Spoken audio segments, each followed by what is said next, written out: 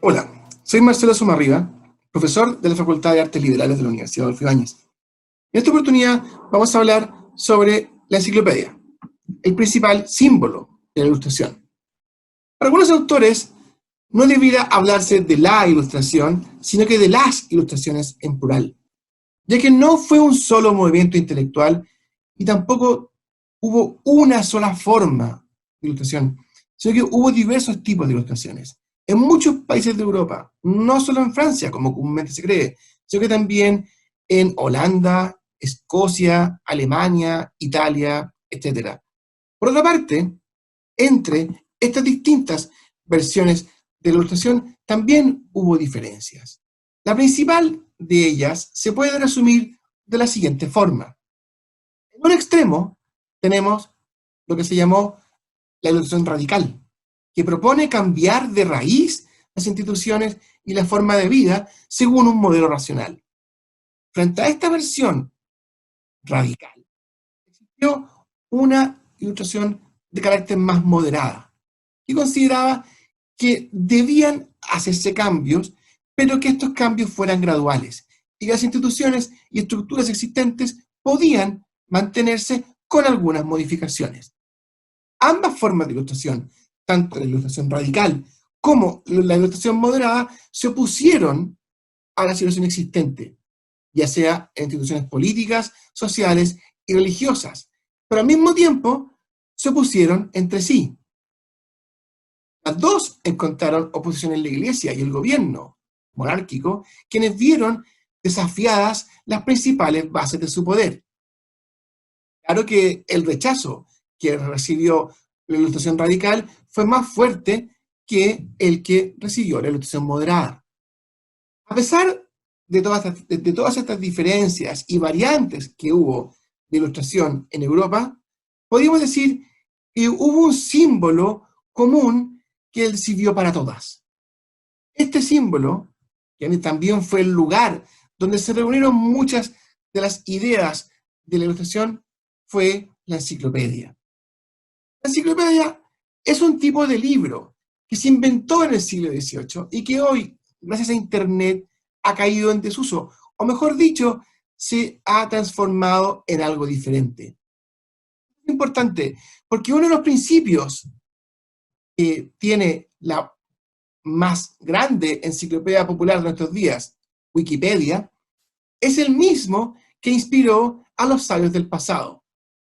Es decir, reunir todo el aprendizaje disponible en un momento dentro de un gran círculo, que ese es el sentido de la palabra enciclopedia.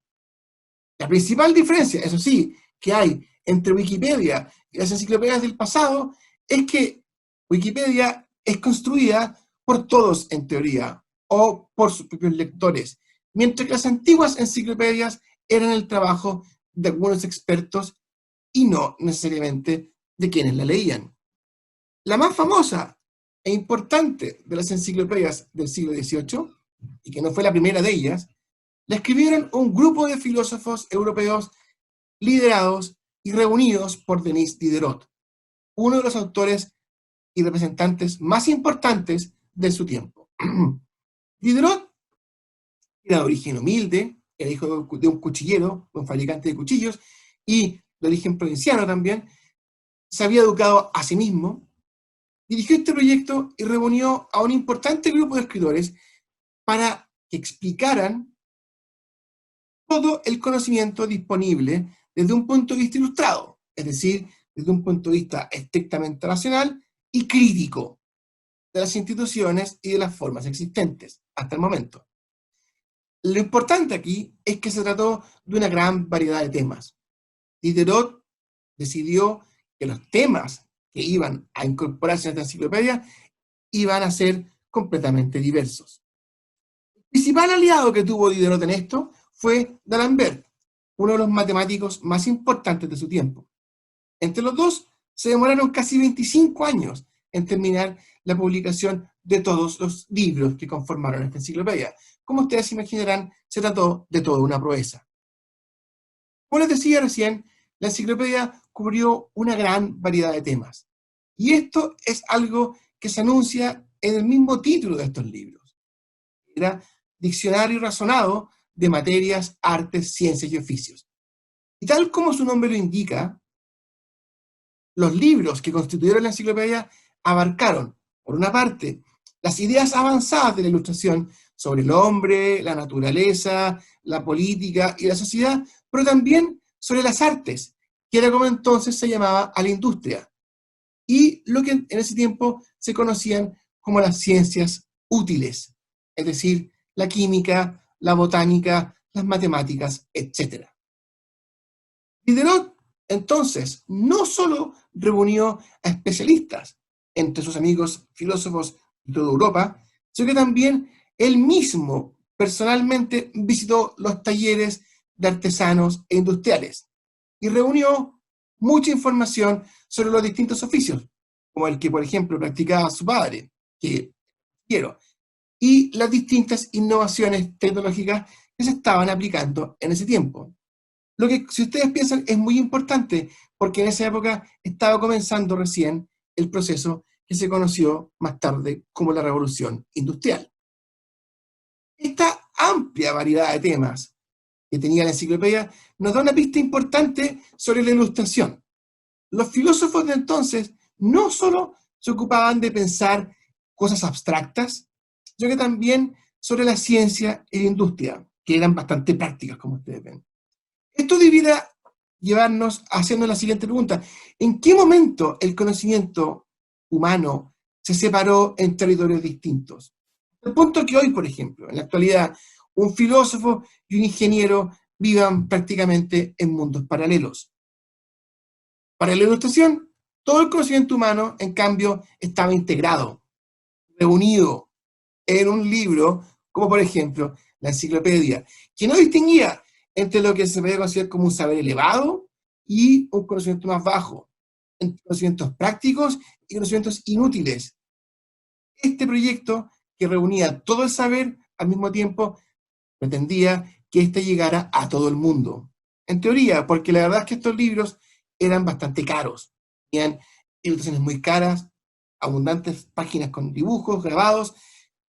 Esto hacía que imprimir estos libros fuera una empresa muy costosa, y Diderot y compañía tuvieron que buscar formas de conseguir financiamiento y auspiciadores que permitieran la circulación de estos libros. El interés de los lectores existía, considerando que cada vez más gente sabía leer y escribir. El problema fue que este proyecto también le interesó, y mucho, a los enemigos de la Ilustración, que estaban muy atentos a lo que estaba ocurriendo, y que hicieron todo cuanto estuvo a su alcance para impedir que esto resultara, y que estos conocimientos, tal como los escribieron sus autores, llegaran al público.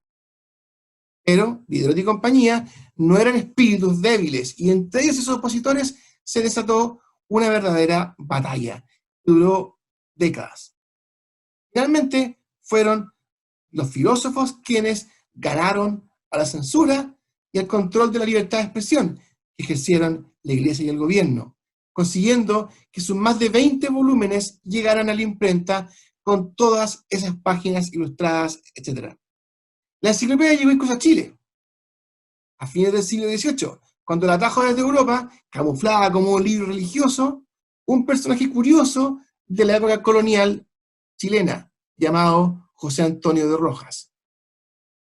Un siglo más tarde, el famoso poeta Pablo Neruda, premio Nobel, que era un gran coleccionista de libros antiguos, compró una edición original que todavía se guarda en la biblioteca de una de sus casas museo. Hoy, en la Biblioteca Nacional de Santiago de Chile, hay 2 ediciones de la enciclopedia. Ustedes pueden ir a consultar, si se animan. Muchas gracias, hasta luego.